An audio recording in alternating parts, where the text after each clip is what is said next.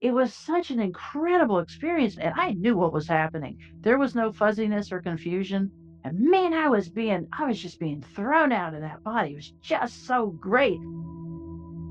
Hi, Rosemary. Thanks for joining me today.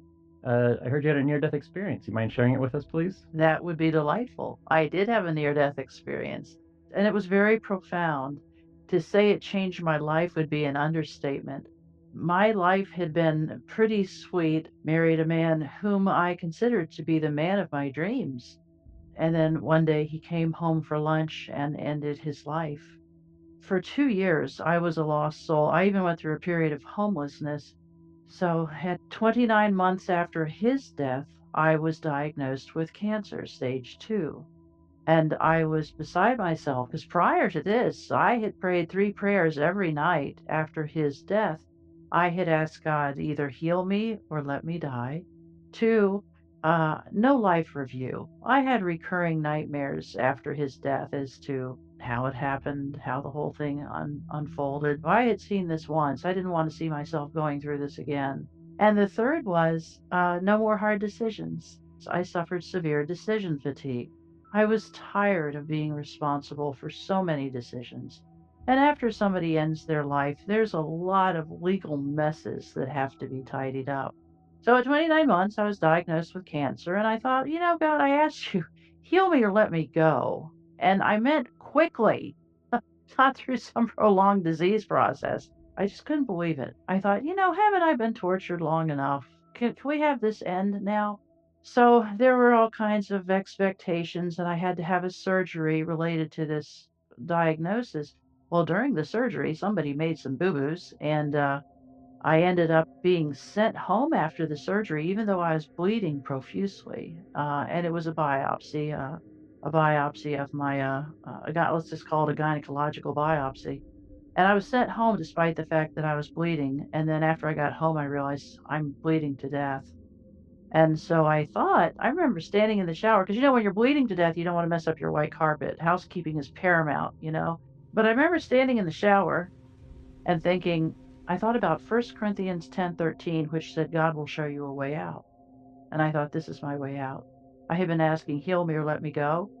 Apparently, the answer is I'm being allowed to go. So I stood in that shower and I thought, maybe this is God's mercy. So I'm standing in the shower, bleeding to death, and I realize I'm starting to get a little woozy and weird in the head, and I realize I'm time for a decision. And I thought, this is God's mercy. This will be over soon. And then I thought, in these last 29 months, so many people tried so hard to save me. Perhaps it's not fair to them to just die now. So I did step out of the shower. I had a couple friends in my living room, and I said, call 911, I'm bleeding to death. And they did. Ambulance came, took me to a little ER. At the ER, they made some more mistakes. And in fact, they finished me off, actually. They gave me morphine, which it turns out when you're bleeding to death is a real bad idea. It depressed my heartbeat even more, and blood pressure as well.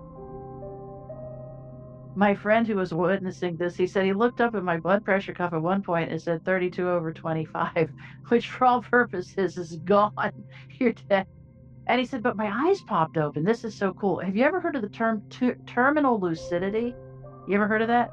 Yep. Yeah, at the end of life, we get this burst of energy and we do things that would seem impossible. So my blood pressure is just going bop, bop, bop, bop, bop. And this witness, my friend sitting beside me said, my eyes popped open. He said, you tried to sit up on the gurney, which is remarkable because, I'm pretty close to dead. And he said, you reached up to heaven, you reached straight up and you talked to somebody only you could see, almost like a child reaching for their father to pick them up. Wow. And he said, you said a few words and then you flopped back down on the gurney. And he said, and then your blood pressure went to error, which meant it was lower than 32/25.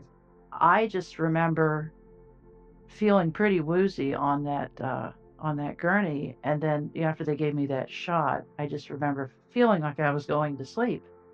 Well, when I woke up, like I felt like I'd been catapulted out of my body. I mean, that's what awakened me was this feeling of being jarred awake. I've often described it as like toast popping out of a toaster. I mean, it was very dramatic being popped out of my body.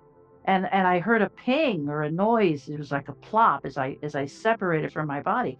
And it was such an incredible experience because throughout my life I've read all these books about NDEs, and I had just been fascinated by it, as so many people are. And now I was having one, and I knew what was happening. There was no fuzziness or confusion. And man, I was just being thrown out of that body. It was just so great. And the first words out of my mouth in this new experience were, "My heart has stopped." And I thought, "How do I know that?" I thought, "I don't know that, but I know that's right." And I was like, "Wow." And then I thought, "I'm dying." And then being the long-term editor and writer, I thought, "Actually, you're not dying, you're dead." Because when you're going on to your reward, correcting your tense really is the most important thing. And I thought, "That's funny." And I laughed. I laughed because I cracked myself up. And I thought, I heard myself giggle. And I sounded just like I've always sounded. And having been somebody who lived alone for a time, and plus being a writer and plus being a half bubble off plum, I have a unique habit of talking to myself a lot. And that's what I was doing. And people say, "Oh, it was telepathic. You were communicating with yourself." This wasn't in my head. I was speaking. I was speaking perhaps even more realistically, tangibly than I am right now. I thought, wow, every single thing I am, down to my funny little giggle, has made this transition. My macabre sense of humor, my goofiness. And I thought, I don't think I have, why I did not have breath sounds. I said, I don't think I have vocal cords or lungs or all the traditional accoutrements of, physical being. I thought, and yet I'm still producing sound, I'm still hearing sound, and I cannot begin to tell you how immensely comforting it was that every single thing I really am had made this transition. And I remember thinking, what did I leave on that gurney?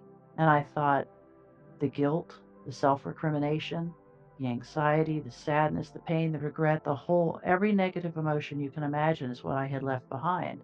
And in this new experience, I was shed of all that. And I remember thinking, as a over ruminating, neurotic type writer, I'd always wondered what I'd look like if I didn't have those anxieties and fears and all that stuff. And I thought, I like this. I'm separated from that. And I like this feeling that I'm not that person. I'm not my fears, my worries, my woes. I'm this person.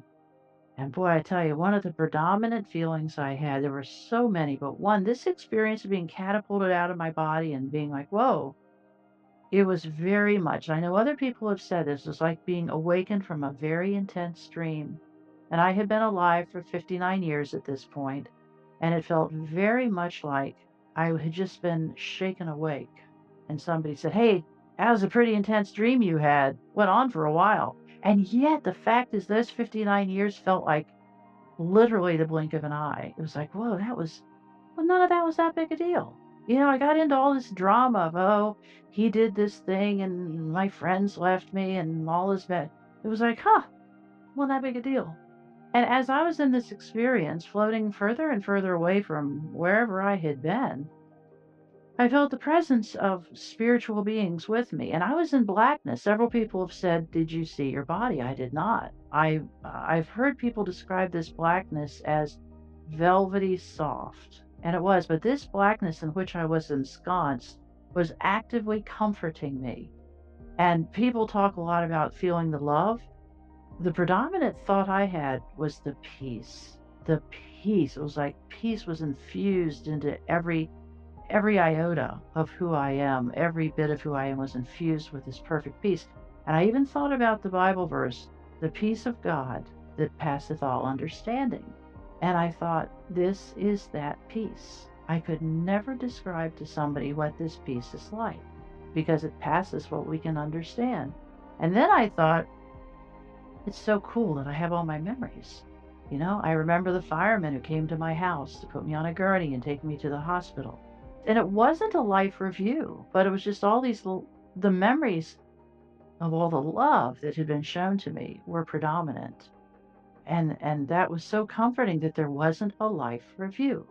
There was no thing of some spiritual being standing with me as I watched my life unfold on a screen. It was none of that. It was just, again, what went with me was the love. the kindness, the goodness, the people. I remember talking to a female friend, and I, people who have survived the death of a loved one, as I had, we are 21st century lepers. Nobody knows what to do with us. So people stay away from us because it's very frightening to be around somebody who's been through that much trauma and upset. But this one friend, well, there are many friends, but one of them in particular, I told her name was Pat.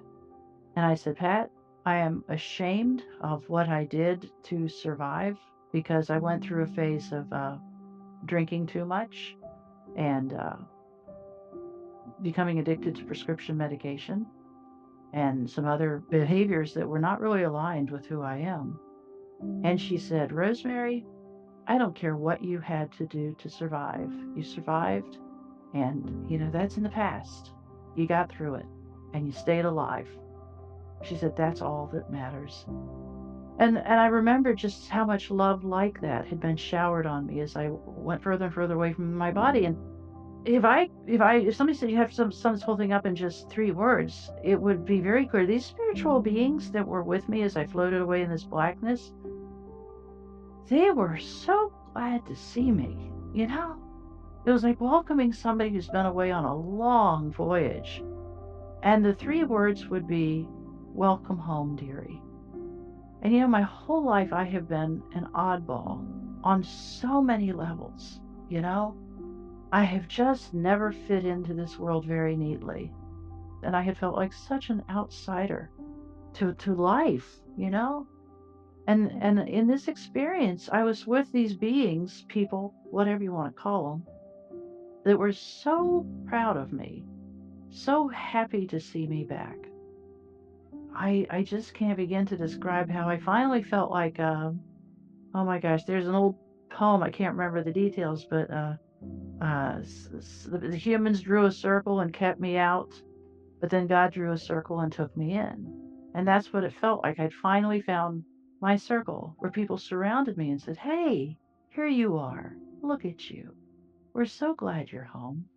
We're so glad you're back. It all worked out, didn't it? And I had not one thought of returning to this earthly experience. I was so grateful. Throughout my life, I've kept a daily list of 5 things for which I'm grateful. Every morning I write out, I'm grateful that, my child had a quick healing. I'm grateful the repairman showed up to fix my appliance. I'm grateful for this. And in this experience, as I was floating further and further away, I thought, I'm so grateful it's over. I'm so grateful God heard my prayers. I asked God to heal me or let me go, and I got both. I got healed, and I got to leave. And it really felt like I'd been granted early release for good behavior. It really, really did. I can't emphasize that enough. People laugh at that, but I mean it from the depths of my soul. And it just went on and on. And I mean, I know we only have a short amount of time. So one of the things that happened very early on was I felt the presence of a massive spiritual being to my left, much taller than me, and slightly behind me. And even though I'm still floating, I turn my head to the left and look up, and pretty cognizant of the fact that I am turning my head to the left to look over my left shoulder. And I'm thinking, whatever thing we had over there, we take some, and maybe this was just a transition, but it obviously had a humanesque form of some kind. But as I looked up and I said, and who are you? Because I couldn't see anything. I'm in this perfect blackness. But the answer, I know people talk about this, but it's true. Even before I could finish the question, the answer was immediate, and it wasn't just words, but it came with an infusion of understanding. But the answer was, you, Rosemary, you are the image and likeness. I'm the original. I was like, whoa. That's First Genesis 25 and 26, a Bible verse I've struggled my whole life to understand. We're made in the image and likeness of God. I was like, oh, there's an original. And I'm the image and likeness. I was like, cool. I mean, it was just so great. It's just so great. But I'd never thought, all my life I'd read Bible commentaries and exegeses and everything I could think of to understand. And now I got it, I just felt so understood. After having been a weirdo my whole life, and that's a harsh term, but I felt understood as I am. And one of the things that impressed me deeply was that, of course, we are loved by God, but we're also really liked. I had a not so nice dad my dad had three sons and me, and he had pictures of his three sons on his desk at work. And when I was about 14 or 15, I said, "Hey, I guess I was 13 or 14, but I said, how do I have to get a picture of, what do I have to do for you to have a picture of me on your desk?" And he said, "Oh, you have to earn it. It's not granted. You have to earn a spot on my desk," which, meant in his heart too. So I thought that's what God was. We have to earn the love of everybody and everything, except our mom. Moms love us. But I thought that's what God was. And I have gotten so much criticism. My book is out. The number one thing I criticize for brutally, is that sometimes I use a feminine pronoun to refer to God as she. And people beat me up over that. I'm like, well, if a father's love seems like a oxymoron to you, I think it's okay to use a motherly appellation for God. And that's what got me, was that God not only loves us, but really likes us. And the best part was that God likes us as is. God doesn't say, when you do something noteworthy, when you fulfill your purpose, when you stop being stupid or foolish or sleeping too late or, playing on the computer, when you stop and start doing the right thing, you'll be loved. The message was, you are so loved. You are so appreciated. Gosh, we like you. And there are still days when I have to just sit and go back to that memory of being surrounded by these spiritual beings who are just like, she's back. She's home. You know? There's an old African American spiritual, "This earth is not my home. I'm just a passing through." And I think that's right. I mean, I know that's right. And you hear these people, I talk to people so in love with life. "Oh, I hope I live to be 120. I hope I die." Yeah. No, I am serving my time. I am doing my best to enjoy the beauty of this world. But man, when it's time to be gone, I'll be, "See you later, sucker." You I will be so glad. So anyway, so I was still drifting further and further away from my body, thinking, "Hey, it's over. I am out of here." And I also remember thinking I was supposed to start chemotherapy and radiation treatment the next week. And I thought, that has ceased to be a problem. That is no longer a concern. And I had thought about, the financial obligations in my immediate future. And I was like, not my problem anymore. I am done. Oh man, it's amazing the intensity of the memories that I had. And that was also comforting too. I remembered everything from this experience. It really felt like I used to I used to do a lot of home improvements. It really felt like my whole life I'd been living out of a 60 amp breaker box, and now somebody's putting 100,000 amps through it. And I was like, whoa, wow, everything's so much bigger than I thought.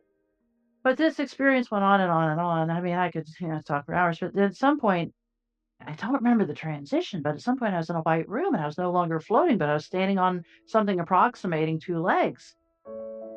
And I was like, "Whoa, well, I was just floating a minute ago and now I'm in this white room. I don't remember how this happened." I still don't. Often at times when I go to sleep at night, I say a little prayer that, well, how did I get from that floating to this white room? But I don't have any answers yet. So I'm in this white room now, and the white room is beautiful. And it's white, white, white, white, white, luminescent, bright white, white, white. And there are no light fixtures. And there's this very heavy mist falling. And I saw a door in front of me. And having been a fan of the NDEs, I knew exactly what that door meant.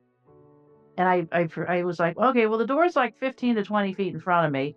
And I thought, I remember thinking, I don't know if I have legs or feet or what's going on. I wish I'd looked. Oh, I wish I'd looked. I've heard people say that too. It's just not in your mind. "Oh, let me see what I have down there." But I remember thinking, if I can perambulate with intention toward that door, I know I'll get there. So I thought, I want to be at that door. I want to be through the door. I knew what the door was. I knew the door was, the thing that would get me out of this place, get me, make sure I didn't go back to there. I thought I need to get to that door as fast as possible. And I felt the beings were still with me, but I couldn't really see them, but I could hear them and I could sense them. And I pretty much was giving the message of everybody out of the way. We're doing the door, clear a path, gonna get there as fast as possible. And as I approached the door, and I felt like I was walking, I don't know the mechanism by which I moved, but this mist that was falling all around me, it was also swirling around me. It wasn't just gravity or something, it was swirling and dancing and very beautiful mist. And I asked one of the spiritual beings that was with me, I said, I feel like I should be able to focus on an individual droplet of this mist. And the angelic being with me said, your spiritual eyes have not acclimated to this yet. And if you're ever in a fog again, think about focusing on a droplet of vapor. But for some reason, I feel like I should be able to see it. But the spiritual being also said, what you're seeing are particles of light. And they likened it to a spiritual car wash. And it was explained to me that some people die with such a belief impressed upon them that that disease process is part of their identity, or a mental illness is part of their spiritual innate identity or spiritual identity, that this has to be cleansed off of them before they proceed to heaven. And so it was explained to me that this was washing away the muck of the earth, all other people's opinions of me, my own false opinions of me, ideas about, again, disease processes of many names, and it was all being stripped away. And at some point in this experience, it was conveyed to me that if I agreed to go back, that I would be restored to wholeness. And the thing was, it wasn't that you'll be healed of that stage 2 cancer, but you will be restored to wholeness. And the word integrity is the same root word that we have for wholeness. Isn't that interesting?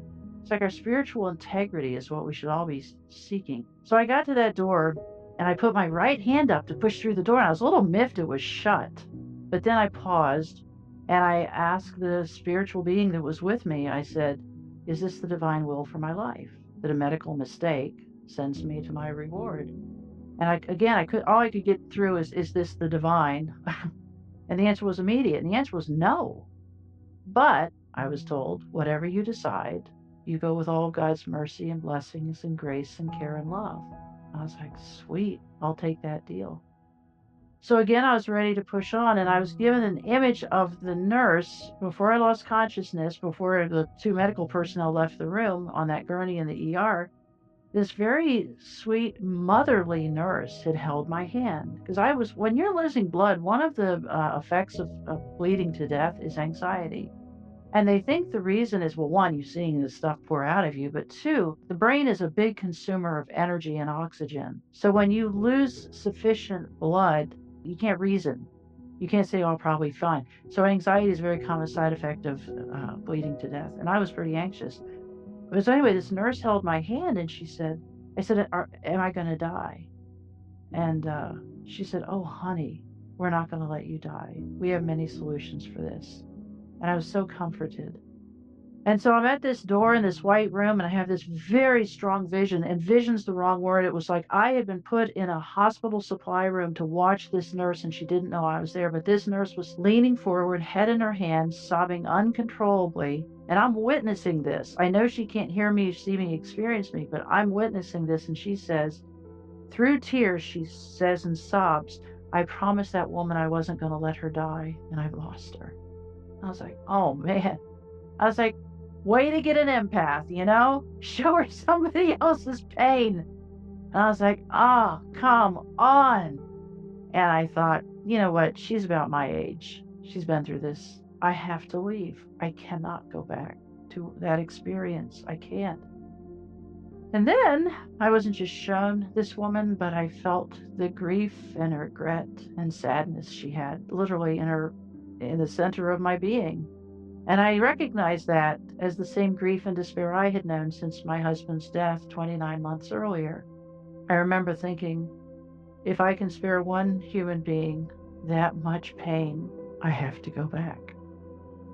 But I put my right hand down by my side. I remember thinking, I do have to return. I have to spare her that. And so, as soon as that right hand went down, I'm thinking, yeah, I was back in that body in a second, a millisecond. The thing was, there was no backwards whoosh. There was a whoop, nothing. I was just back on that gurney. And there's a lot more to the story, but the bottom line is I was dead for more than 10 minutes.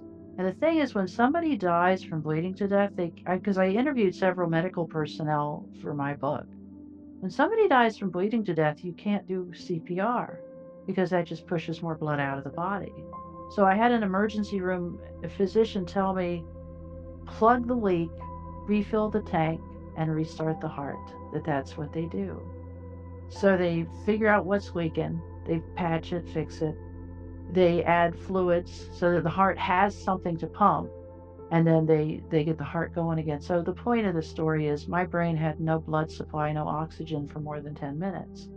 And according to medical personnel, I should have been significantly compromised by this event. And the first doctor that appeared at my bedside and said, "You had a heart attack." I said, "Not me. I eat my fruits and veggies and I ride my bike. I'm in great shape." He said, "Nope, nope, nope, Miss Thornton, you've had a heart attack." And apparently they do blood tests, and I had elevated blood enzymes, which are damage to the heart. And he said, "You've sustained some heart damage." And he said, "We're going to do some tests." And I said, "You don't need to do the test. The angel said if I agreed to come back, I'd be fine, fine, fine." They did the test anyway. Uh, and all the tests showed absolutely no heart damage. Nothing, I was in excellent health. And it took a while. And I had to find another oncologist because it turns out when you go to your oncologist and say, "Good news, we don't need to do that chemo or radiation because I was healed in heaven," they don't take it well. Actually, he wrote mentally ill on my chart. So I had to find another oncologist. Ultimately, many more biopsies were done. One surgery that took flesh from all kinds of places. She said, "There's not one cell of cancer anywhere on your body." And she said, "And not only is there no evidence of cancer," she said, "had it not been for all the original tests and all the original stuff they did," she said, "I wouldn't believe you ever had cancer. Your flesh is so pink and pretty and perfect." She said, "There's no evidence of any disease ever having been present." And yet and I know that, people say, "Well, you never had it then." The thing that sent me to the doctor was a lot of very, very disturbing symptoms. So I think there's a little doubt about that. Plus, it had been visible on initial exam, you know. So it was a big deal. And then but the bigger deal, that grief and despair I had over my husband's unfortunate end um, was gone. I forgave myself. And I had tried for 29 months to forgive myself and to let go of that last argument and to blame myself that if only I had not gotten upset with him, he'd still be here. That guilt was gone, the self-recrimination, the self-hatred, the wishing I was dead. And I realized all three of those prayers had been answered, I said, "Heal me or let me go." And I did get both. The second one was no life review. All I remembered was all the love that had been shown me. And the third was no more hard decisions. I was told, because that's kind of a big decision to decide if you go on to heaven or you come back to this experience. And I was told, whatever you decide, you'll be blessed. And I thought, wow, so all three of my prayers got answered in really beautiful ways. After I came back from this, I sold pretty much all of my worldly possessions, and I moved 1,000 miles to the Midwest. I had been living on the East Coast because I just want to watch corn grow. I really love watching plants grow.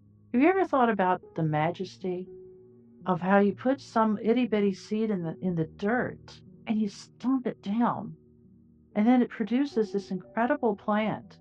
And I don't know, I can't get past the corollaries to my own life. I had just been stomped into the ground by life. And but life, sometimes that's what starts life, is when you get given up and say, well, that thing's never going to produce anything good. Look at her. So I like watching corn grow, and people laugh at that, but it's true. I like being in the Midwest. I live in the middle of a lot of cornfields. And I did sell most of my stuff. I didn't have that much stuff, but I realized when I was floating away from my body, I was the happiest I'd ever known in conscious memory. And I thought, You don't need stuff to be happy. And I had inherited many things from my beloved mama. She died many years ago. I couldn't let go of those things. But after this, I realized I have the lovely memories. I don't need the thing. And when I was floating away, I felt so much peace. So that enabled me to let go of all this material stuff. And it was great. And I started a new life in the Midwest and wrote a book.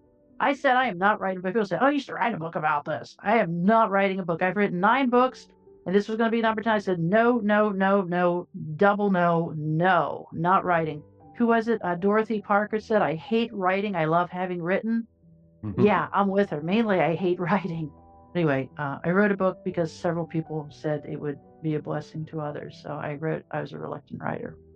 You've said you saw some angels in heaven. You've seen them also when you came back. Can you please describe what they looked like? Yes, that's one of my favorite stories, and thank you for reminding me. When the folks left my bedside in that hospital, angels appeared at my bedside on 3 sides, on the 2 sides and at the foot of the bed, and they sang me songs. And I just look at them and I go, wow. And then they would sing, and their songs were glorifying God. And their songs were so beautiful. And they were, I would sob. I remember this so clearly. I sobbed as they sang to me because it was like too much beauty. You know, it was just too much beautiful for one person to take in. And through sobs, I would say, don't stop. It's just so beautiful. But I talked to them and I said, I'm really good at architecture. I mean, that's my thing. My books are on architectural history. I said, I'm really good at images and houses and memorizing images. And I said, but I'm not going to be able to remember the melody or the lyrics. I desperately want to. I want to remember this, and I want to never forget what you're singing. And the angel said, this is not for you to remember, the melody and lyrics. They said, this is for your healing. This is for your peace. This is for your joy. And they also said, this is a thank you for agreeing to come back, because we know that life on earth is hard. And I know I'll remember that. I don't even say I'll remember that to my dying day. I'll remember that for eternity. But as to what they looked like, it's so easy to say. They were very tall, like 6.5 feet plus, and they had a humanesque form, head, shoulders, torso.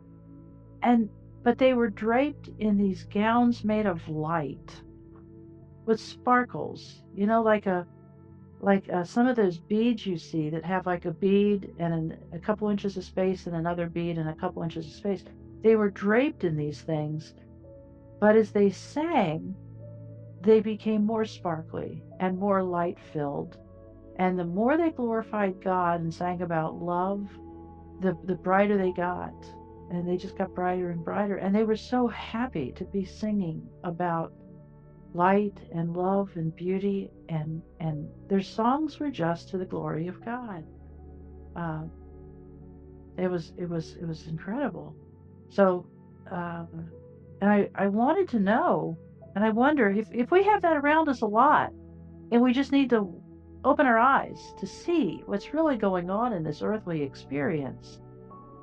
Because I know we have angels with us all the time. Why can't they speak up? Why can't they always surround our bedside and sing to us? But I loved that they said, we know that human life on this earth is hard. And they said, we're here to thank you for coming back. Wow. And then I heard you also describe it in another interview as the sparks coming off of a welding thing. Yes, that's what I saw at church. Yeah, I saw that at a church. I went to a church service, and oh my goodness, it was first church service I went to after my experience, and I was sitting in the pews, and the organist came in. Actually, it was a pianist. She came in and she sat down. She prayed the prelude for the service, and it was a small piano. I might have been a baby grand, I don't remember, but as soon as she struck those chords, there was an explosion of light came out from under the piano, from the hammers and the strings. An explosion of light, and I mean explosion. And I was sitting in the pew, and I remember looking around like, anyone else seeing this?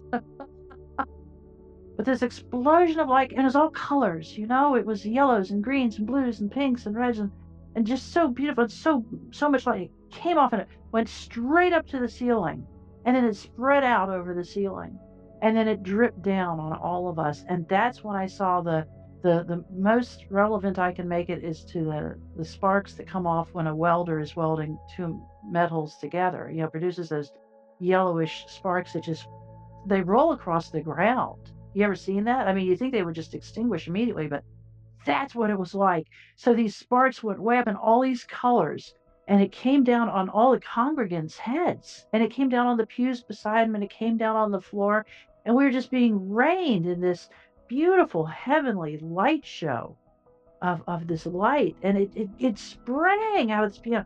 And the thing is, I have begged God, I have begged the angels, let me see it again, let me see it, and I have never seen that again. But I have never heard a musical instrument played without remembering it. Anytime I hear music, I think I know what's really happening. We're being showered with light and love. Love it. It's it's so descriptive and so beautiful. I love it. So how do people learn more about your experience or get in contact with you? Or do you want people to get in contact with you? I do want people to get in contact with me. My website, temporarydeath.com. Emails come direct to me. Hey, thank you for watching. If you want to know what video to watch next, I would suggest this one. This seems like a really good video for you to watch right now. Yeah, that seems like a good one. Oh, you could subscribe. You could do that too. Subscribe or watch this video. Up to you. Bye-bye.